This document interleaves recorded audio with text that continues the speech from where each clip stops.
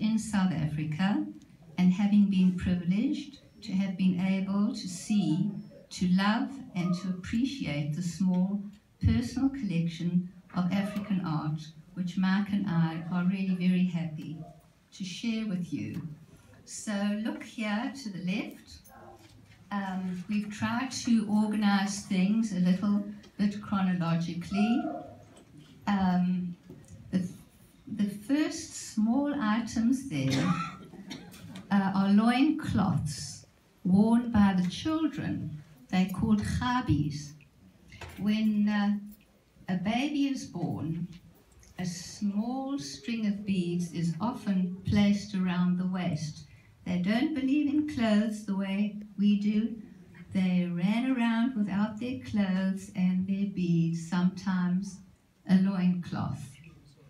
The slightly bigger piece on top is a breastplate worn by a pubescent girl for the sake of modesty as her breasts were developing.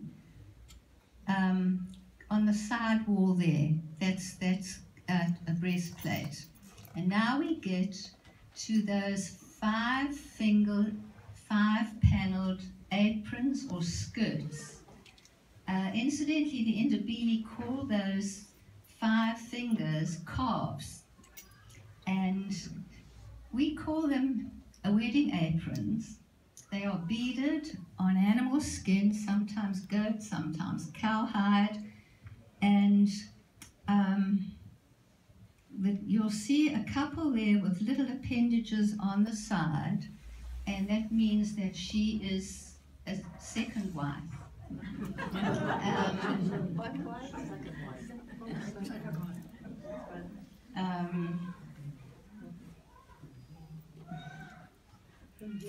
It's a very special item of clothing for them, usually not really worn at the wedding, but made by her mother-in-law for her to be worn at a later stage. I can just see my mother-in-law making me one of those. Anyway, those 5 fingers are telling these Ndebele women that they'd better have at least 5 children. Everything is about fertility. The aprons, the 4 aprons with the little fringes, those are called mapotos. Sorry, the first ones were called chocholos. The other 4 are called mapotos, and they are less formal, and we call them fertility aprons. Some of them have copper beads, which signify wealth, and it's an everyday item of clothing. If you look at pictures there, you'll see pictures of these married women. Only married women are allowed to wear the mapotos. Ndebele women lavish great care on their personal adornment for ritual occasions. They sometimes add mirrors and plastic watches, tin butterflies, whistles, feathers and headdresses. This morning I pulled up a lovely site on YouTube. So if you like to key in Ndebele rituals, you'll see them dancing with staffs and singing, and they're fabulous dancers. And I think you'd find that really interesting. Okay, so now those are the tiers right at the end of the wall there. And they are worn, they're called lingakoba, and they are worn as a headband by a mother, representing her tears of happiness when her son comes of age and has gone to be initiated, circumcised. I can think of other words. When the young men go to initiation, the women replaster the outside walls of their homesteads, and they start putting their impressions of everyday life on those walls. They are really the most beautiful geometric designs, often taken from the old razor blades that were bought in trading stores. And when their sons have gone off for initiation, they put a white flag outside their house. They adorn themselves, slaughter a cow or a sheep, and they feast and they dance while their sons are suffering, praising their brave sons.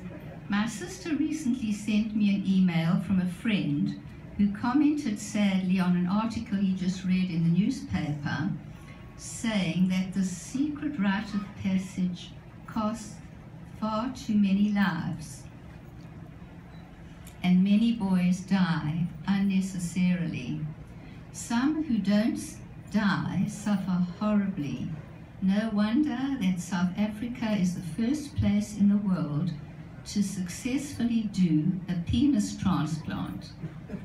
By the way, that fellow who was the first recipient is about to become a father. So that's an interesting.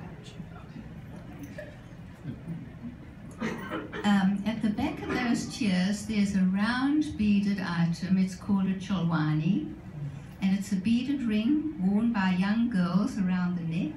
When they marry, these are removed and replaced with zila, which are circular bands made from solid brass and copper.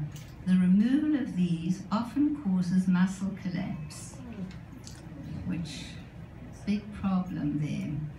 So please, everyone, look at these two beaded Bushman bags right next to me here. They're beaded on antelope skin. The antelope was probably killed with a poison arrow, skillfully fashioned with snake venom, crushed scorpions, and plant poisons. The Bushmen were known as the first people, or the San. These bags were acquired by me. They were acquired for me, really, by someone who ventured into the central Kalahari Desert in Botswana. It's a man I knew. The Bushmen were nomads and are the oldest inhabitants of South Africa, where they have lived for at least 20,000 or 30,000 years.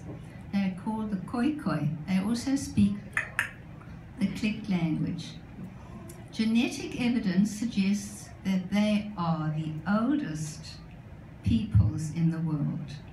They have no recorded history except startling rock paintings of antelope, elephant, dancers, and hunters, some 3,000 years old and still vivid. They were always hunters and gatherers with extraordinary tracking skills and great respect for the land and the natural resources. Put your paper down. Oh, sorry. Thanks for telling me. The National Geographic estimates that there are only about 85,000 Bushmen still alive today. Really a vanishing culture.